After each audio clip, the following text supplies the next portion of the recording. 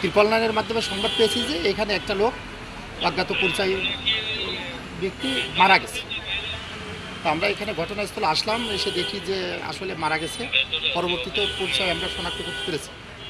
নাম হচ্ছে সাগর হোসেন, ওর বাবার নাম হচ্ছে আনোয়ার হোসেন, বাড়ি কুষ্টিয়া পুরাদহ। এটুকুই আমরা জানতে পেরেছি।